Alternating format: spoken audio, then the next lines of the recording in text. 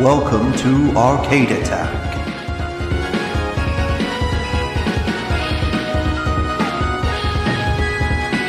A retro gaming podcast for up to 4 players.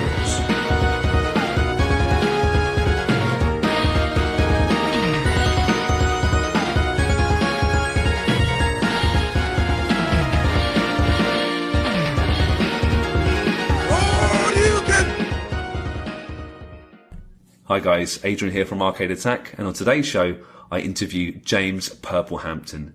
Now he started his gaming career working at LucasArts and then moving on to Atari. He is probably best known for his stellar work at producing the absolute classic and arguably the best Jaguar title ever made, Alien vs Predator. So sit back and enjoy a really interesting talk with a real legend himself.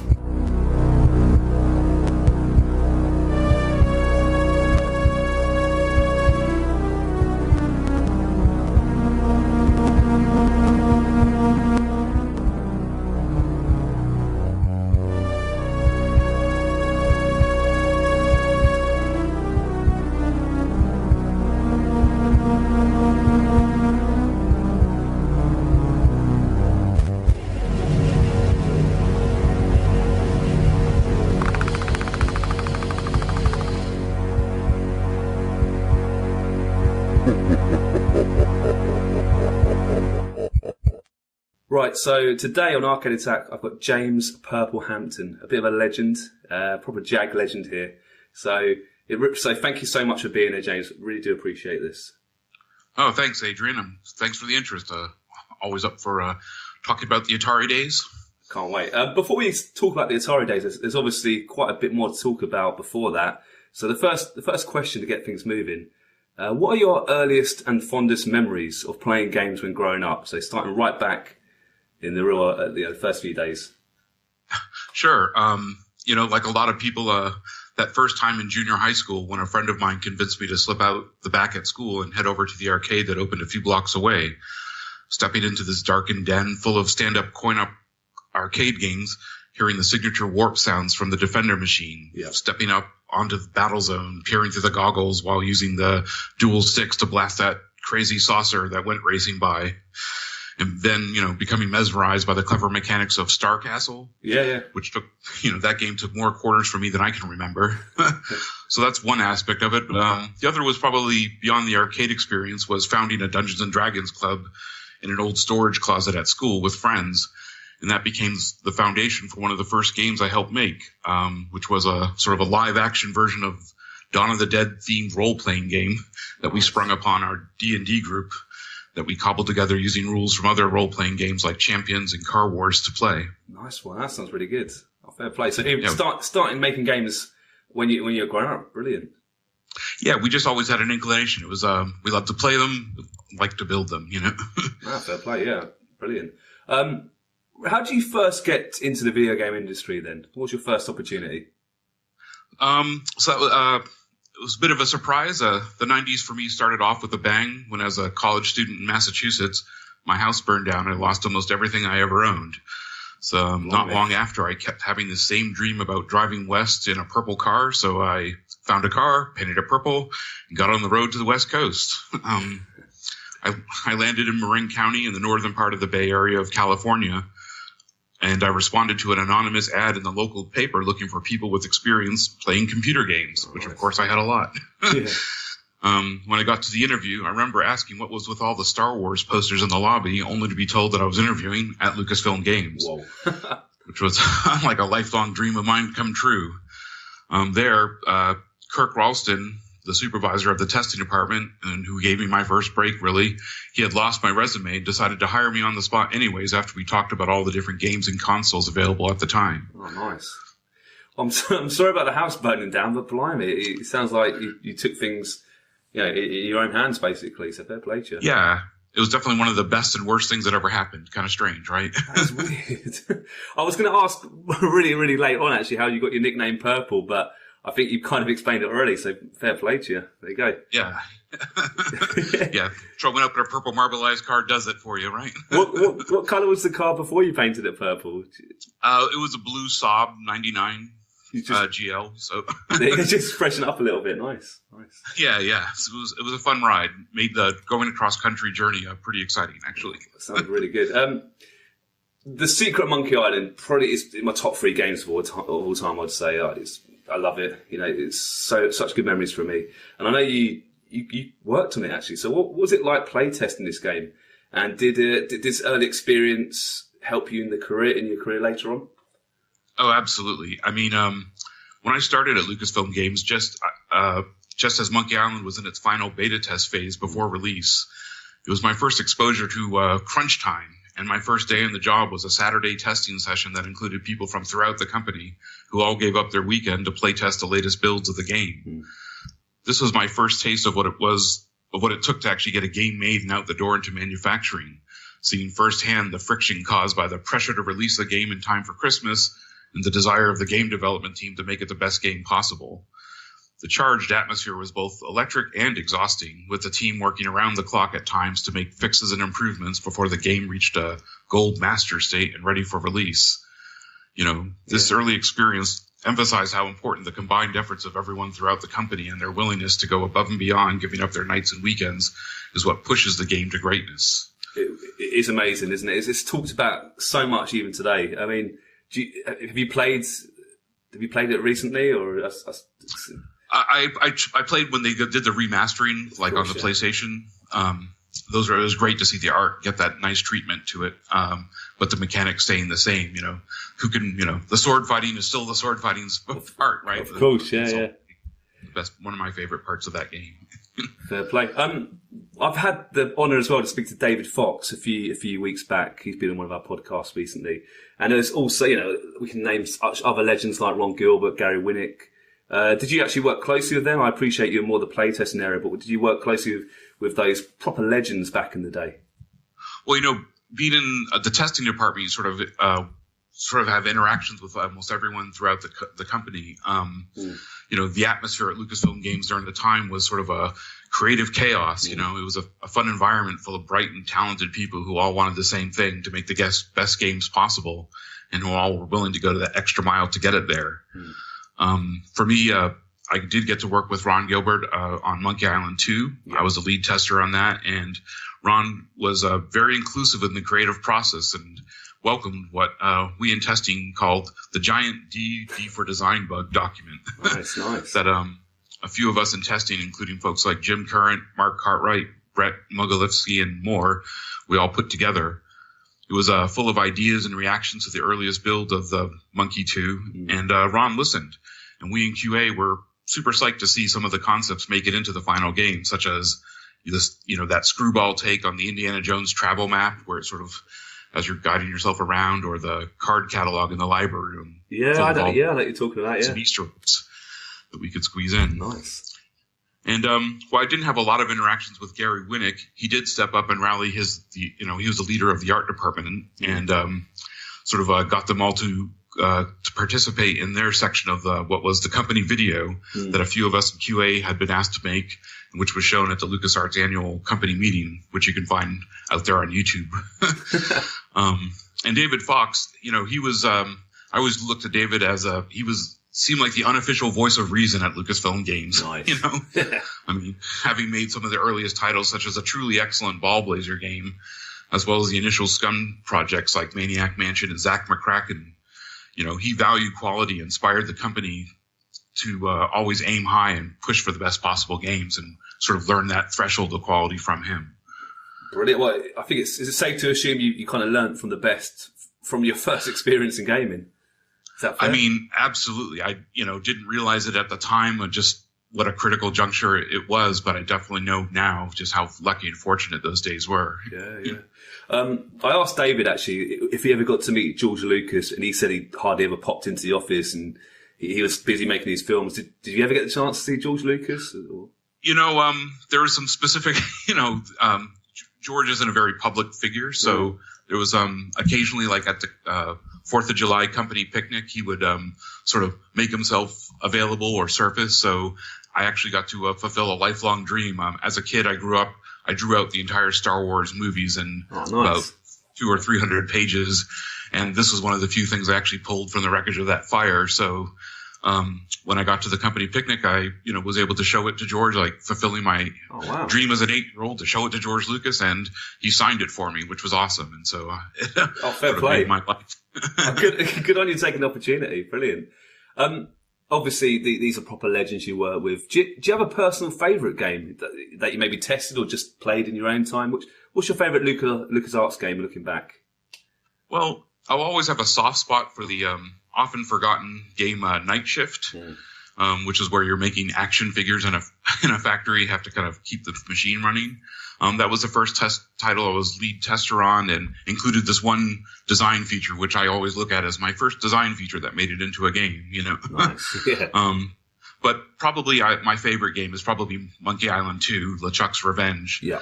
I was super involved in the process, and it would definitely have to be my favorite LucasArts games. Folks like Ron Gilbert leading the Scum team, made up of people like Tim Schafer and Dave Grossman, were open to feedback from us testers, and even included us in the brainstorming for the climactic ending of the game, where my suggestion to make it like a Saint Elsewhere-like ending, where it's revealed that it was all a dream, became the basis for the cliffhanger finale, where it revealed LeChuck and Guybrush are actually two brothers in the real world, just as we see LeChuck's Erie's eyes glow in the final shot. That's your idea. Brilliant. Yeah, I mean, it was like this jam session, and we're just he was kind of open to ideas, and I had always liked the way the St. Elsewhere ending worked, that kind of dream within a dream thing, Well, that's brilliant. I mean, fair play, because it shows they listened and you had some great ideas, and obviously it sounds like, well, just even speaking to David a few weeks ago, he said the atmosphere was incredible. Everyone was looking after each other and chipping in here and there. So it sounds like it was a good time. Yeah, exactly. I mean, it's like everyone had the right spirit about it, that, anything we could do to sort of push the game to be the best game it could be. And, that was really, amazingly important and vital for people to hold on to and fight for. So fair enough. It sounds like you had a pretty good little number at LucasArts, and obviously you're well respected, but why did you end up leaving in the end?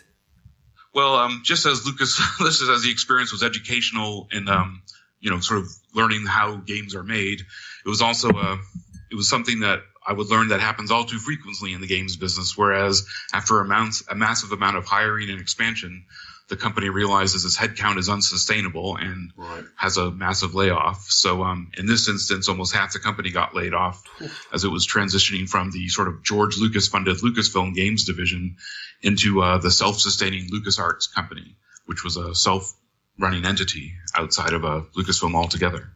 Right, that's not of the nicest way. Yeah.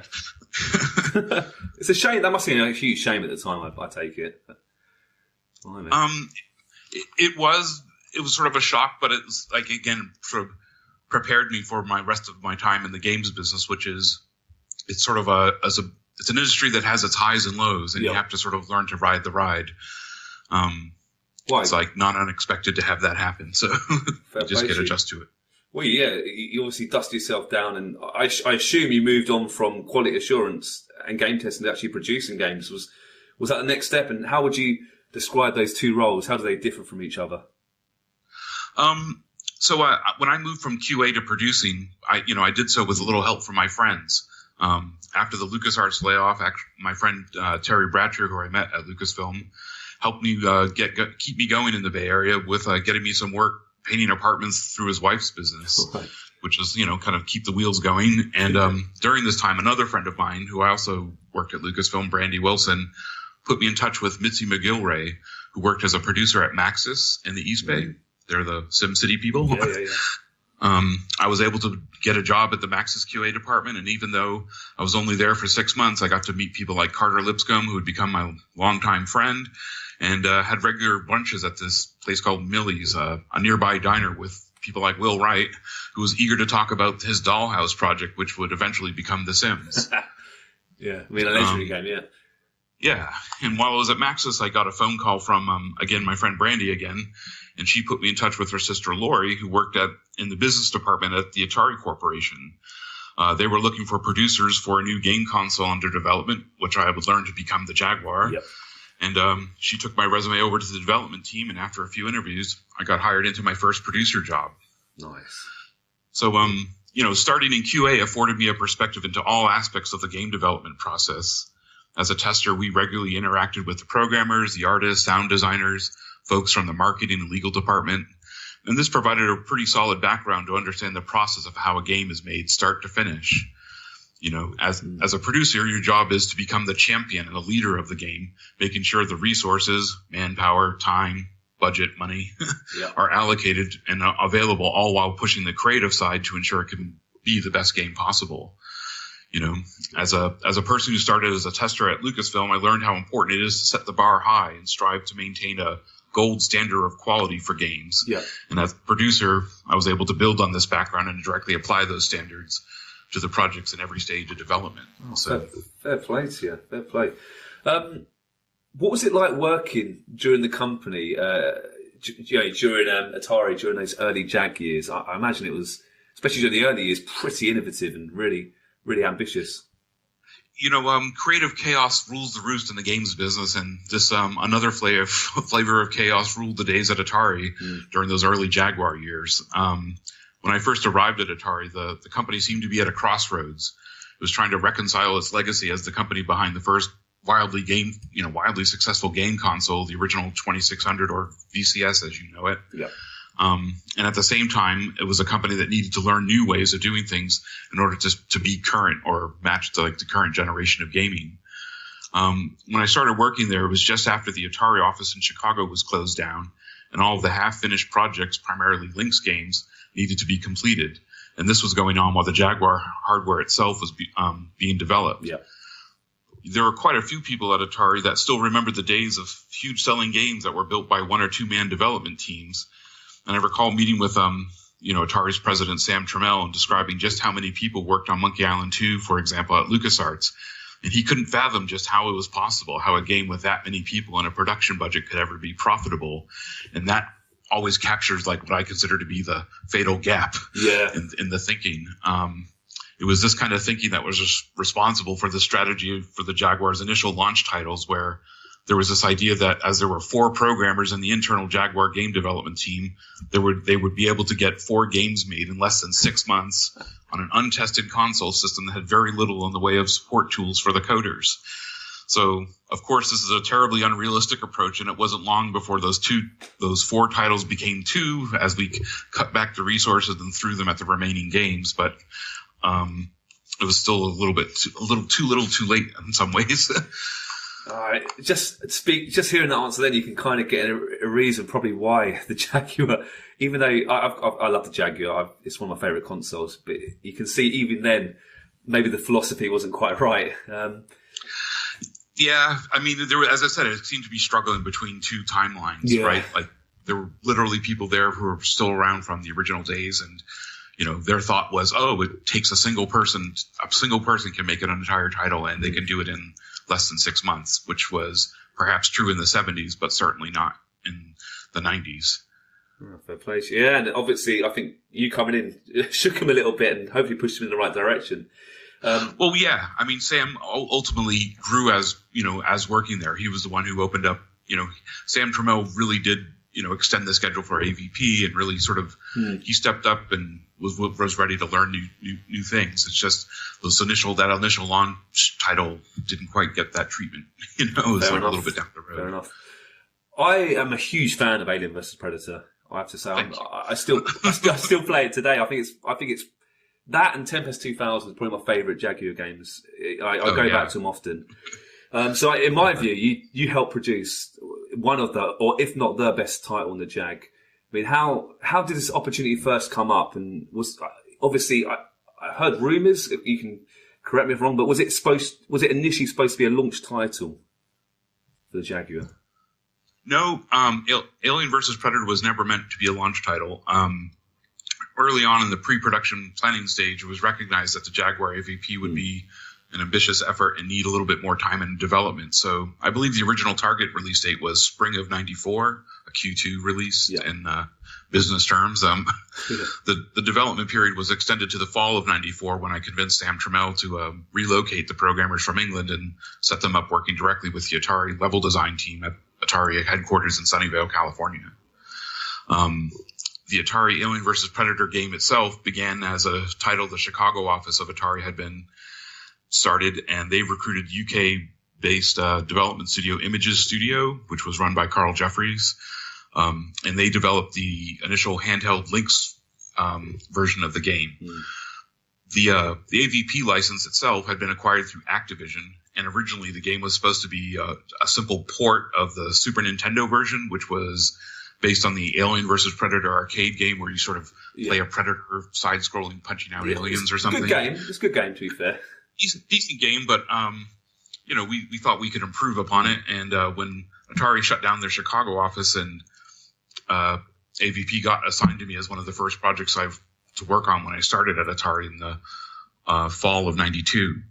And when I took the project over, all development had stopped by that point. And I was left to kind of scour the Atari internal BBS boards to find the most recent Lynx ROM files that had been uploaded. And the Images Lynx development team had built an initial demo prototype, which I think still floats around the internet to this day.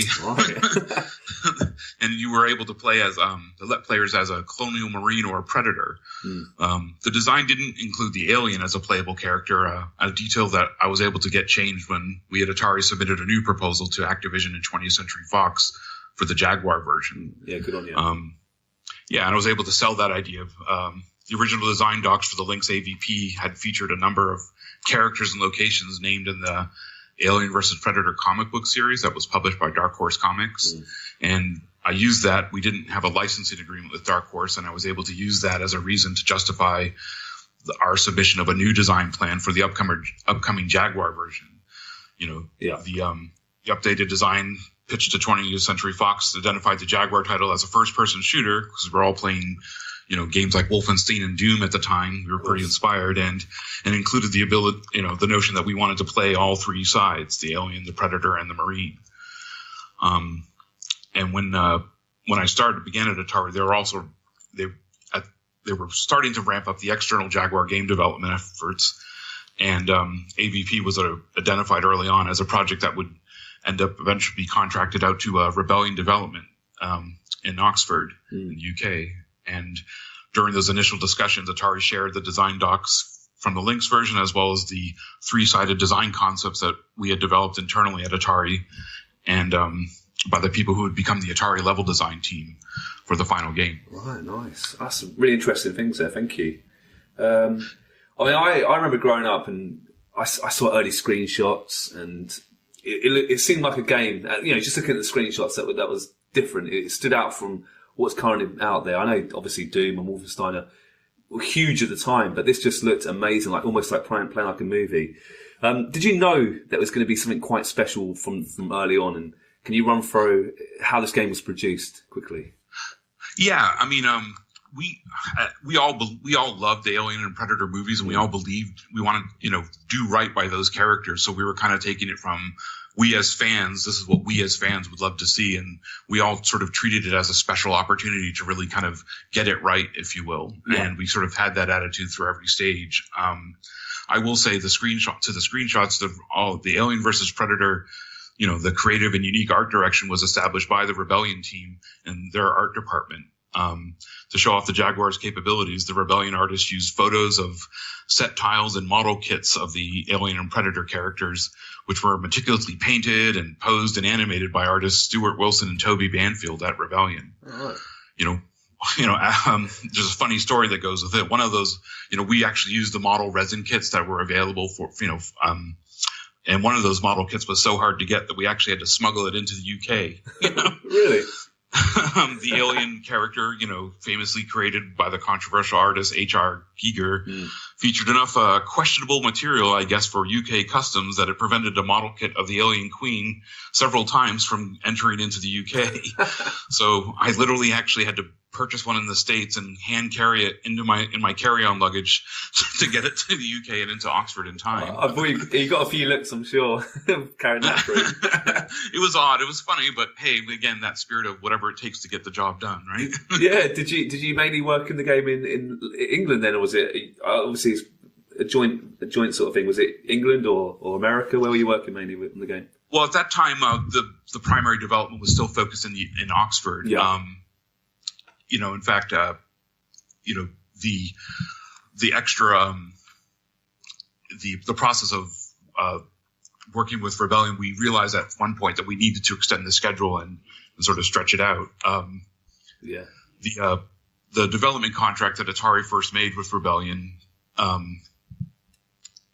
the AVP Jaguar, well, let's say it was underfunded. I wasn't privy to the original negotiations, during the course of the original development cycle, it took far longer than the contract's original milestone dates allowed. So this caused many issues, including a critical problem brought up to me by the AVP programmers from Rebellion, Andrew Whitaker and Mike Beaton, who both told me in the spring of '94 that they weren't getting paid by Rebellion because the original contract budget had been spent. So the game was at an alpha stage at this point, not really ready for release, even though the release date was supposed to be spring of '94. And it included sort of the first, like a working random generated first person engine that kind of featured most of the in-game art created by Toby and Stewart at Rebellion. Getting Mike Beaton and Andrew Whitaker paid by Atari was one of the many issues that got ironed out when Sam Trammell, the president, agreed to my proposal to extend the development timeline, bring the team, bring the programmers of Andrew and Mike from the UK and have them located on site at the Atari headquarters during the summer, and in time for end of year holiday release date. So once the Rebellion programmers were in Sunnyvale, they were able to work directly with the hardware Jaguar engineers to resolve some of the technical bugs they were struggling with. And as well, they were also worked directly to implement the level map, story, and gameplay design developed by the in-house Atari level design team, as well as all of the sound effects and music created by the Atari audio department. So it was really a sort of a cross-continent development process overall. And obviously that explained why it was postponed and delayed a little bit, to and fro and so forth, but fair play for keep plugging away at it. So good on you. Yeah. And again, I have to give credit to Sam Trammell for having, for backing my plan and having the vision to realize it would be better to come out with a great game in the fall than come out with a on time, not so good game in the spring. So, he saw the potential and gave us the extra runway to actually, pull it all together. Oh, fair play. And, just reading on the internet, I think Sam Trammell doesn't always get the respect he deserves. Some people are not always his biggest fans of what he did with Atari, but it sounds like, for you at least, he was a good person to work for. Is that fair enough? Yeah. I mean, looking back, I consider it was an honor to work with Sam Trammell. Yeah. I mean, he really, he demonstrated someone who, clearly a business leader, but also willing to listen to and able to grow, not change his own point of view and learn the new realities of what game development was like in the 90s and try to, do what's best for, try to see it our way of like what would make for the best games and the value of giving extra time and that extra push to nudge things along. I really, respect Sam for having the vision to take us there. Oh, brilliant. It's really, really good to hear this, actually. Fair play to you. I've heard, I do a lot of digging around the Jaguar. I love learning more about the Jaguar. And I've heard some rumours, and you can tell me if they're wrong or correct, whatever, that Alien vs. Predator literally pushed the Jag almost beyond its limits. Through some very clever programming, for some very clever kind of tricks of the trade, they managed to push the game to the console's maximum abilities. Would you feel that's fair enough, or is there any other games you think deserves this accolade that's pushing the Jaguar to its limits? There's a big debate online. Has the Jaguar ever really reached its limits? And I think Alien vs. Predator might be the one. What do you think? I also have heard a lot of rumors about games that push the limits about what the Jaguar hardware could do. And, I would agree in its own way, AVP pushed the envelope for sure. The amount of data that could be loaded into memory at once was really taken to the limits by the game's attempt to do photorealistic textures for all the art elements. I mean, that was above and beyond. And I know one of the initial, things that the Rebellion team was struggling with and was able to work out with the Jaguar hardware engineers. That said, as there were very little in the way of developer tools for the Jaguar as a whole, by my view, any Jaguar development team that completed a game, most likely in one way or another, pushed the limits of what could be done. I know that sounds like a lot, but unlike, say, the modern consoles where there's usually a full library of coding tools and development assets they could work with. It was a pretty empty toolbox to start with that most of the teams faced. Oh, fair enough. I mean, it's not got a huge library, the Jaguar, but it sounds like any of the completed games, the developers deserve a little pat on the back, because it doesn't sound the easiest console to make games for. So yeah, exactly. The fact that they made it to the finish line at all, that's pushing the envelope. Yeah, it's probably another reason why I've heard so many interviews and stuff online why so many games were never finished or completed. There's such a huge list of games that have never been released and are so close to being finished for the Jaguar. It's a bit sad, really, but there you go. Yeah, that's again one of the lessons you learn as in the games industry is sometimes it takes getting to the finish line is a lot harder than it seems. Fair enough, yeah. I mean, you worked with some very talented people, obviously before Alien vs Predator, during Alien vs Predator, and I would say, correct me if I'm wrong, but none more so than the Marine himself, Lance Lewis. Now, would you be able to share a few stories of this great man who we recently found out passed away recently? What's your views on Lance Lewis? And Lance, this is one of the legends of the late and great Lance J. Lewis. I mean, just to kind of capture the kind of person who he was, and he was a true friend. At the very end of the development of the Jaguar AVP, the game had to be approved by 20th Century Fox before we could release it to manufacturing. And our contact and account manager at Fox in the licensing department was about to travel out of the country for almost a month. So we had this very narrow window to gain his stamp of approval. And on the day when the Fox representative was supposed to be getting on a plane to leave for 3 weeks, I recall that, again, Sam Trammell used some of his influence to get him to come into his office at, Nakamochi Plaza or, the Fox headquarters in Los Angeles for a final approval and review meeting the morning that he was supposed to take flight. And so the AVP crew had been working around the clock, and on that final morning, after another all-night testing session, we had finally reached a stable build ready to be shown to Fox. And as I headed out the door from Atari headquarters, there was Lance J. Lewis, who had been up all night with the rest of us, pulls up in front of me in his Jeep and tells me he's going to get me to the San Jose airport on time.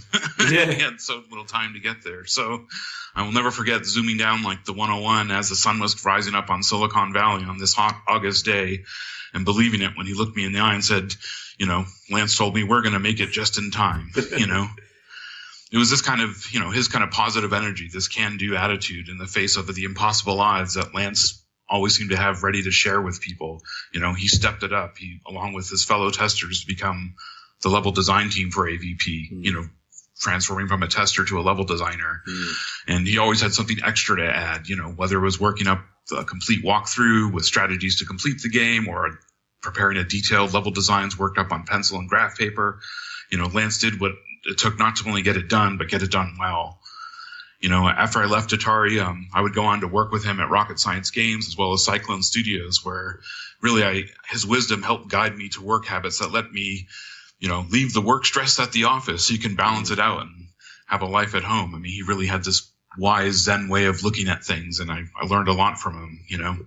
Lance J. Lewis was the kind of guy you knew had your back, smart, creative, funny, and wise beyond his years. He's going to be missed. That's a really lovely, I think you've given a good tribute there, James. I know it's not easy, is it? Because, he sounds like a friend of yours and you go way back. So I do really appreciate you talking about Lance, and, I'm sure he would appreciate your kind words. So fair play to you. Yeah, it was just a bit of a shock. Yeah. Thanks for letting me say something about it. I appreciate you saying that. We've recently had Dan McNamee, hopefully I'm pronouncing that correctly. I've had an interview with him online, and he provided some great stories, and he's tested loads of games for Atari, and he was a massive fan of Alien vs Predator, and apparently he provided the sound of humans being impregnated by recording himself eating an apple. I mean, that's a great little fact. I mean, do you have any other interesting pieces of trivia or Easter eggs you'd be happy to share? I mean, Dan McNamee was definitely one of the dedicated people at the Atari testing department that rose up and did what it took to, and he spent many a night and weekends with us on the AVP crew, making AVP the best it could be. I do remember that, the Apple part too. I I suppose another bit of trivia for AVP might be the voice of the computer that as the Marine that you navigated to, that you found throughout the base, the voice was done by Sandra Miller, who worked at Atari and happened to be married to Richard Miller, one of the Jaguar's primary hardware engineers and designers. And while meeting, one day I was meeting with the Atari audio manager, James Grunke, and I remember us hearing Sandra speaking with someone in the hallways as they walked by, and we immediately had the same idea that her British accent would just be perfect for the game, and we sort of pulled her in and enlisted it right on the spot. And that was, that kind of detail is sort of the fun stories I'm sort of starting to compile for this book that I'm getting ready to write. Oh, nice. So, I'll talk to you more about the book later, I'm sure. Brilliant. That's a great little fact. Is she credited in the game, or is it? Yeah, we included her. It's just that the knowledge that, it was cool that, she was, bright and smart on her own, but also happened to be married to the primary Jaguar, sort of one of the Jaguar's founding fathers, right? As a primary technical director. Oh, that's a great fact. Thanks for sharing that. I love that. Alien vs Predator, I mean, you can play 3 characters, which I think just gives the game such good playability and longevity. Do you have a preferred character to play? And how would you reflect back, looking back at such an iconic game? I will always love the story arc the Marine the Marine game had. Yeah. But I personally was fond of playing as the alien, actually. I really liked the unique sort of infect your enemies to stay alive strategy that it was kind of a fun way to make for both a different kind of play experience from the other 2 characters, and really stayed true to the idea of being an alien hive mind and that kind of strange, save the, we're all one. No, it's good. It's so different, so original at the time, so it stood out a bit. I agree. I love all the 3. I'd probably sway just personally towards the Marine story for myself, but I love playing around. We're putting the 3 different things in the control pad, the different inlays. It's absolutely incredible. I think it's the only Jaguar game with 3 separate inlays, isn't it? I think. Yeah, and I just I like the idea of a 3-sided game. Like, who are we to say, to the aliens, the Marine's the bad guy, right? To the Predator, it's it's like, I like that aspect of seeing things from other people's point of view and getting to kind of play around with that. So. That's right. Yeah, you could almost release 3 separate games, couldn't you? But I think, again, that speaks about the ambition of the game to cram it all in one cartridge. So fair play to you. Exactly. Yeah. And again, Sam Trammell was the one at the last minute he extended the memory budget for the cartridge, so we were able to add all the layers of sound and audio. We pretty much spent like a fraction of it on the remaining artwork, but most of it on audio when we got the extra 2 megs on the cartridge. On the apple biting sound effects, of course. Yep. But I mean, again, James Grunke and the audio team at Atari, the internal audio team, really rose up and kind of made that sort of atmospheric, creepy. Yeah. No, I agree. Creepiness that really plays. I think it is a first-person shooter, but it's almost like a survival horror sort of element to it. You can't waste bullets. You can't go Rambo style. I think it's a very clever strategy sort of game as well. That's why I think it's stood the test of time a bit. It's not just release all your bullets on the enemy. So that's why I like it as well. It's quite a clever game, I think. Well, thanks. I mean, and everyone on the team, it makes all those nights that we stayed up making it worth it. To know that players out there stayed up all night playing it. That's why we do this, right? Fair play to you. It was obviously one of the Jaguar's best-selling games. It was a huge success in that sense. But did you or anyone else ever start working on a follow-up, either on the Jaguar or any other sort of console? Or? Well, after the original AVP game was released in manufacturing, the internal Atari level design team and myself, we reconvened at there's another Atari producer, Ted Takichi, who hosted us a few times during the AVP process, where he had this massive screen television and the director's cut laserdisc versions of Alien and Predator movies that we studied initially to sort of kind of come up with the original design. And then after the game was released, we re-met at his house and did brainstorming sessions for, what the design elements we'd want to include in a CD-ROM version. Oh, nice. There's consideration to make a Jaguar CD version of it. Wow. We put all these ideas into a document that we submitted to 20th Century Fox. And my understanding is that they passed that along to the Rebellion team, who they then eventually hired to developed the PC version, which came out, I think, about 4 years later. So they used some of your ideas. Wow. Right. I mean, I wonder if this document still exists. I mean, it'd be so great, wouldn't it, to see it now and get it on the internet, wouldn't it? But I suppose, yeah. I mean, I'm not sure if it survived my multiple moves since then, but I should go digging in the archives, I'm sure. Oh, so you might actually have it knocking about. Fair play to you. Fair play. Yeah, if I come across it. I know I've got some of the, like that debug from the LucasArts days with like notes from Ron Gilbert on it. I know I've got that somewhere. That'd be incredible to see. If I can find it, I'll send you a photo or something. That'd be excellent. I mean, next question. Whenever I've spoken to people that worked for the Jaguar before, I always like to ask them if they worked on any other games that were never released. And there's always one or two they can talk about. I mean, BJ West, he worked on Black Ice, White Noise. One of the most infamous games never released, I think. I mean, I don't know if you ever got a chance to see that yourself. But was there any... sorry. Yeah, I did get to see it. Those guys had a really great vision. It was, again, ambitious. And it's always like, woulda, coulda, shoulda. Right? I would have loved to have seen that one get finished. Ahead of its time, I think, that game. Would you agree? That's what I think personally. Definitely. I mean, when you look at what's happening even like in movies and games now, it's like those guys, BJ West, Chris Hudak, they really had it together as far as a kind of a forward-thinking vision of what a game could be. Yeah, I totally agree. But did you ever start working on any other Jag games that were never released? Could you reveal a few? Yeah, I mean, off the top of my head, there were, again, kind of going back to that internal development push where initially we had 4 games because we had 4 programmers and it kind of came into 2. The 2 that got cut, one was sort of a side-scrolling adventure shooter in the vein of Metroid that we were calling Space Pirate at the time. You know, I loved Metroid, so I was kind of interested in seeing that one, but that sort of hit the wall. And there's another one, I forget what we called it. I loosely called it what I call the Sanskrit Journey. There was a programmer, John Wentworth, who was an Atari engineer who had envisioned this exploration game where players navigated worlds using symbols and hand gestures based in Sanskrit traditions. Wow. You know, it's a pretty wildly ambitious and cool project, and again, way ahead of its time, and probably best suited for like virtual reality setups with goggles and gloves. It was just this sort of cool transformation type of game. I would have loved to have seen that one get done. That sounds so original. I mean, that could work today, you'd think. I mean, wow. Yeah. I mean, especially with the push on VR, it's almost like the technology's kind of finally caught up to the idea. And John Wentworth, if you're out there, go for it, man. Yeah, I agree. I think it could be quite educational as well, couldn't it, to be fair? Wow. Yeah, exactly. And that was something I always value in a game, where you learn something as well. Oh, good on you. I'm like I told you earlier, and James, I'm sure you got more than the soft spot for the Jaguar, but it was a bit of a failure overall in the grand scheme of things. Why do you think Atari, or what would you think Atari should have done differently, or would you even class the Jaguar as a failure? What's your view? I mean, you have to look at the facts, right? Like it wasn't a Super Nintendo, it wasn't a Sega Genesis, right? It didn't have that widespread appeal. There were some good games made for it, but when I have to stop and look at it, I have to realize, Atari was a company that was stuck in time.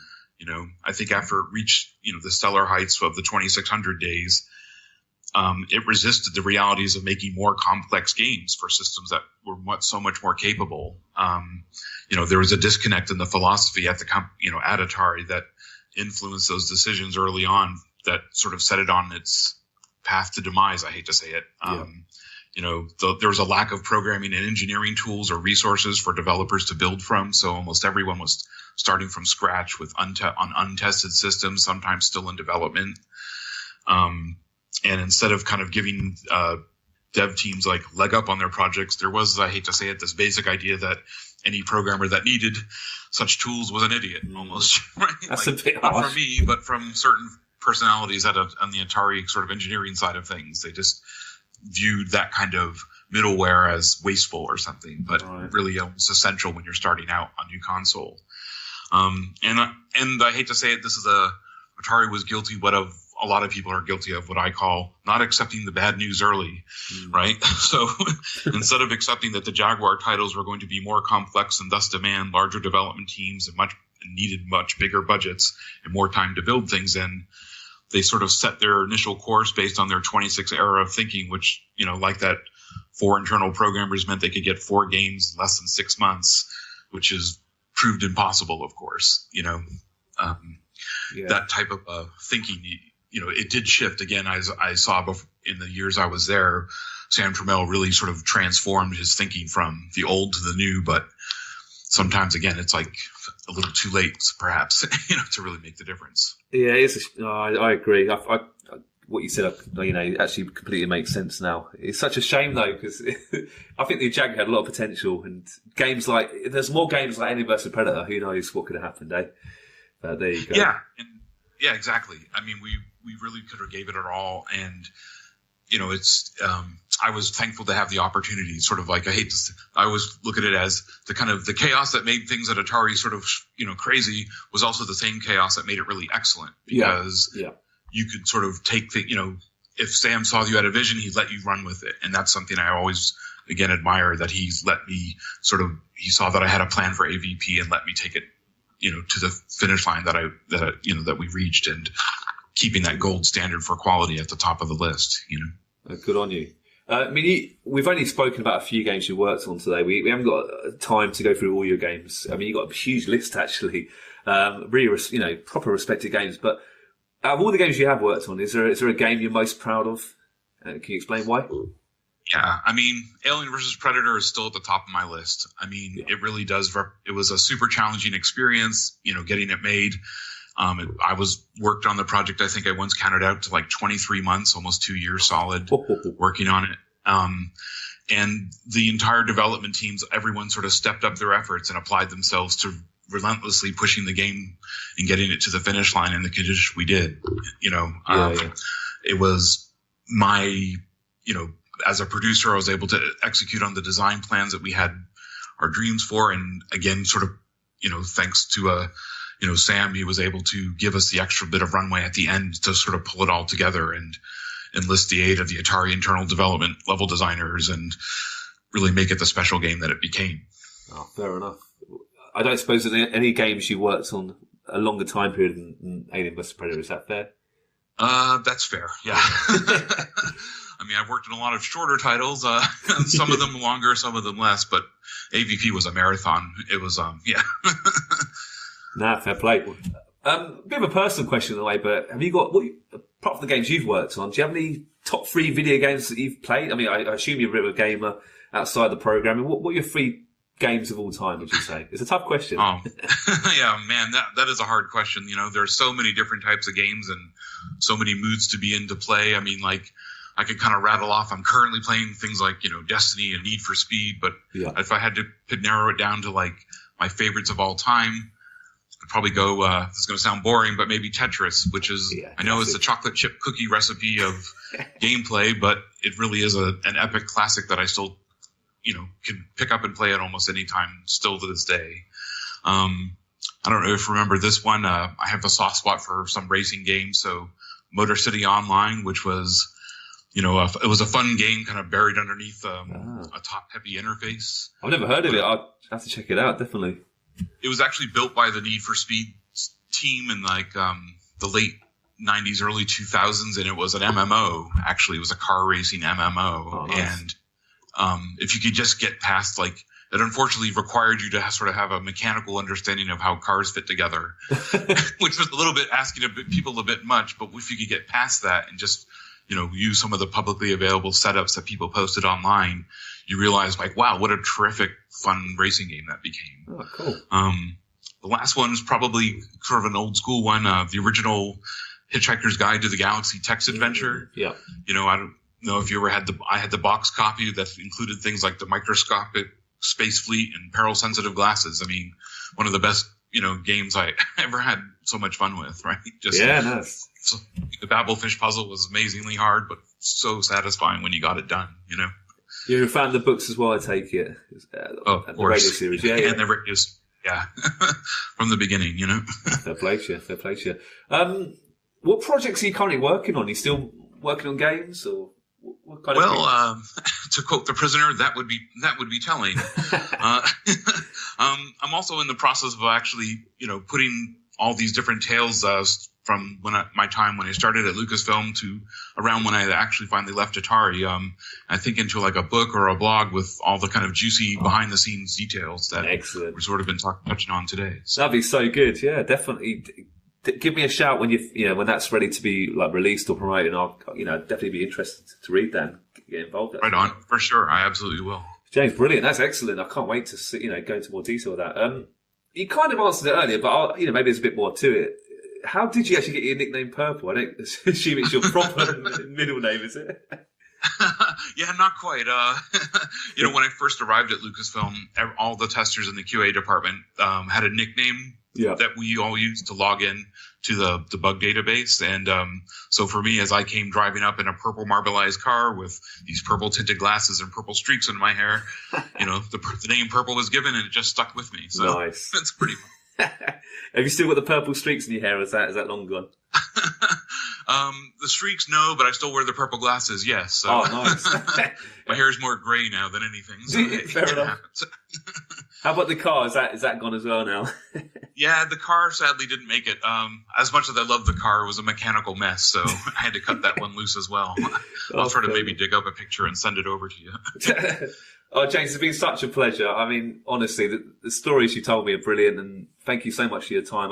I've got one more final question just before we say goodbye. We ask all our guests, we ask all the people we interview, but it's a bit of a weird question. If you could go for a drink or hang out with a video game character, who would you choose and why? Oh man, that's another tough one. Because of course there's that kind of like buy that guy a beer factor, for heroes like, Seamus from Metroid or even Mario even. But then there's that sort of side where it's like instead, let's go out for grog with that saucy pirate. Would have to be the saucy pirate Risky Boots, the main villain character from the game Shantae. Yeah. It's an original side-scroller game made by one of my favorite developers in the business, the nice and smart people at Way Forward. So, nice. Risky Boots, let's go for some grog, baby. I'll join you for some grog, definitely. Monkey Island style. Exactly.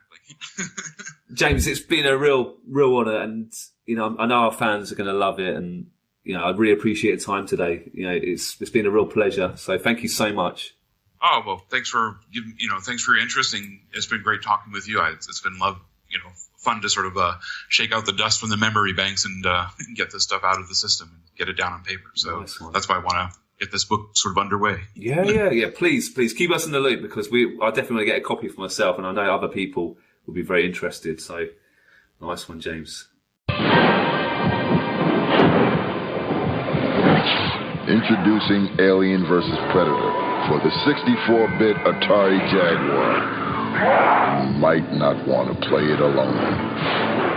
Ah! Mom.